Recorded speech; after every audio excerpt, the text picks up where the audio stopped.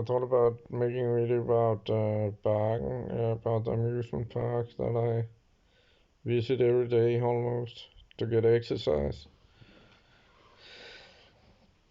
So, well, and I want to do it from a script, but it just might be a little boring. So, I mean, I got a map, where it's all written down, but uh,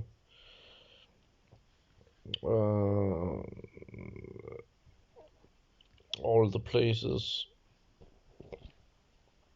But I'll just do it from memory instead. It's more fun. So, firstly, there's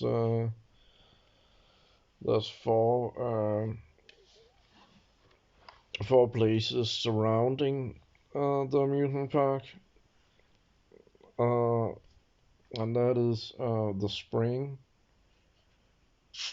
where you can actually still drink from it. Kirstens Pils Kilde. That's a name, Kirsten Pil, and then Kiele Spring, and that is like close to the amusement park. And then there's a little hill going up. That's why it's called the hill. It's not Blueberry Hill, but it's the hill, Bakken. Uh, was this weird? Well, why is it doing this with the light? Uh, by the way, I got this song in my mind, like "It's My Party." That's a really great song, by the way. I think really like that. Always like that song a lot. It's not allowed to play copyright music, so uh, uh,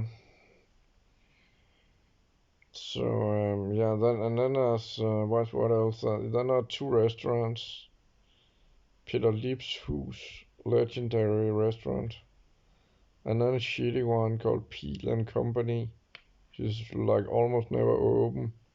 Looks like a hotel, but it's a restaurant. Got really bad reviews. It's just really out of place. It looks nice, but it's really out of place. And then there's the forest itself, called Dyrehaven Animal Garden. Not Animal Farm, but Animal Garden. And then there's okay, so then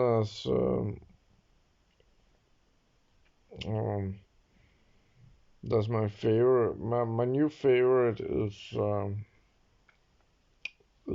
like a horse game where you can like you play against other players. Costs 20 krona. That's $3. And you play against other players to win prizes, and it's actually a skill game. So you roll a ball, and then your horse. There's 15 horses, and you have to win to get a prize. But it's 100% skill game, so that's pretty cool, I think. Uh, Galopbane, I think it's called. Yeah, and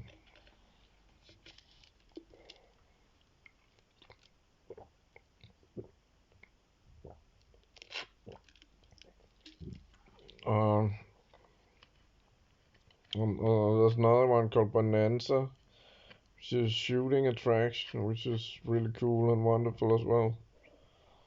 Really like that.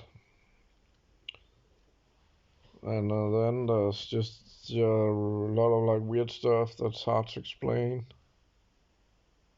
because it's so Danish. So I don't know if it even makes any sense. So I try to explain it. Like I mean, like singing, which I actually never went inside because you have to have a ticket. But at least singing women like to keep the history going. It's just a traditional thing they're out there. So it's like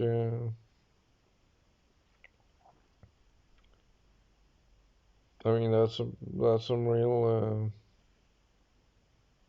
That's when you go deep into ancient history. But it's a bit expensive, so I don't know if I ever get to try it. But yeah, and then there's just like restaurants, bars, roller coasters. Well, I tried at least three of them. I tried at least three of the roller coasters. I don't really like rides. At one point, I threw up. I remember throwing up. And yeah, then there's a ghost ride, which I don't consider a roller coaster. But there's a horror ghost ride, and I think as a horror fan, I don't like it at all because it just relies on jump scares and nothing else. And there's like often there's two people working there where one of them is inside and can simply touch whoever he or she chooses. So it's pretty.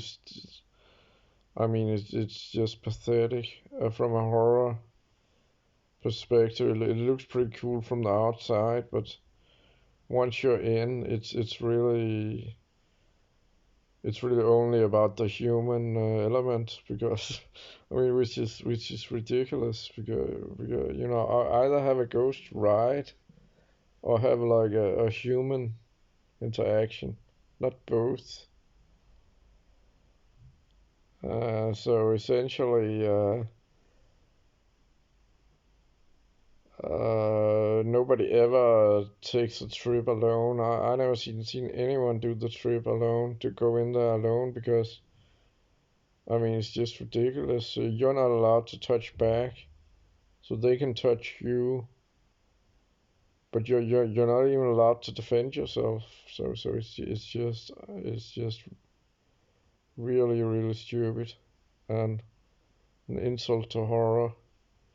Whereas in Halloween, they have a great like horror walk, which is really good, and you get treated with respect. They're not allowed to touch you there.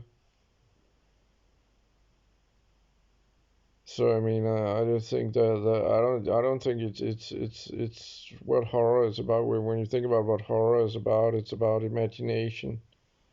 It's not about oh some idiot touched me on the shoulder, like. So it's just yeah, that's really sad from a horror perspective. And then there's various other rides, a safari, uh, and where you're also gonna ride like where you shoot. And then it's pretty funny because I remember when you had to shoot the animals, but then it got like woke, like 20 years ago or something. It changed to shoot the bees that are trying to harass the animals. Like, pretty funny. Yeah, also, by the way, there's some nearby lakes, two lakes nearby, where you can like feed ducks, which I did today. I feed swan. I hand fed a swan. They were really. I tried to like hand feed a duck, a male duck, but it was like really, really afraid and in doubt. Just, just didn't want to get near me. Maybe because I had a bag with me that made me look even more scary. So I don't know, but